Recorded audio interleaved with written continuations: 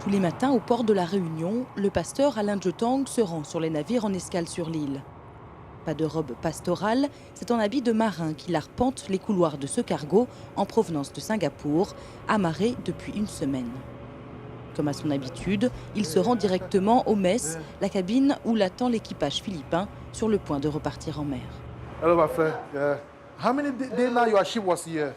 How many days? 1 week already? Ah. Sa visite est comme une bouffée d'air frais pour ces marins, ensemble pendant plusieurs mois, 24 heures sur 24, 7 jours sur 7, et loin de leur famille. Yeah. You look nice. Thank you, Captain. See you. Every port, in every place, they have a seafarer center. They are a big help for us. Why? Yeah, because they can help us to communicate with our family.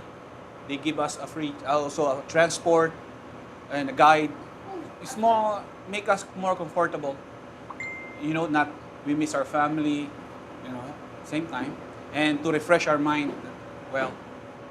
C'est l'heure du départ pour ces marins. Il en retrouve certains à l'extérieur pour faire une prière. May you give them safe journey. May you protect them. May be with them. In Jesus' name. Amen. Amen. Car impossible pour lui de laisser ce navire prendre la mer jusqu'à Dubaï sans une prière pour leur souhaiter bon vent. Tous les ans, ce sont plus de 300 navires qui viennent et repartent de la Réunion. Il ne s'attarde pas, sa tournée n'est pas terminée. Il doit encore se rendre sur ce porte-conteneurs de plus de 324 mètres de long, un véritable géant des mers. Ce navire ne reste qu'une journée, les marins n'ont donc que quelques heures de libre, alors il organise la journée de cet équipage composé de Russes, d'Ukrainiens et de Tanzaniens. When you want to go there, sure. 1 o'clock or 1 o'clock? I can come back 1 o'clock. C'est toujours le même rituel lorsqu'il rencontre pour la première fois un équipage. Il distribue des prières ainsi que 2 Bibles en anglais. La Bible est un objet précieux sur un bateau, un véritable livre de chevet, quelles que soient les croyances. Ces Tanzaniens sont musulmans et ils en possèdent une dans leur langue, le swahili. Se nourrir de lectures saintes est un réconfort pour ces marins. Direction ensuite le foyer des marins.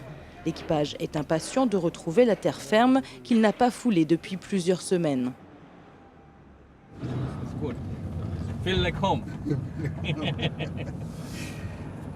Le foyer se trouve à 5 minutes du port. C'est un refuge pour ces marins.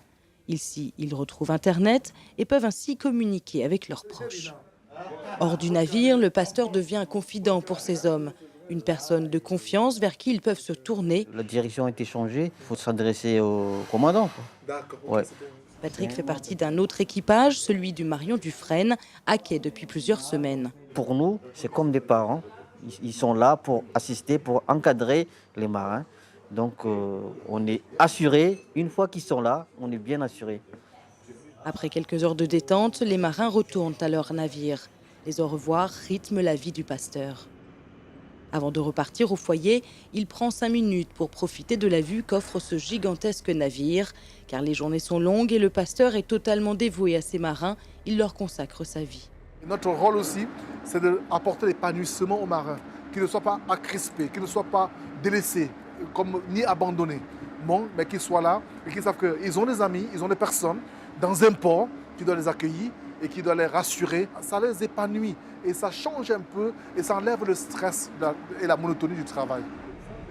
Les marins qui foulent le sol réunionnais peuvent compter sur l'aumônier Alain Jotang qui offre bienveillance et réconfort à plus de 30 000 marins chaque année.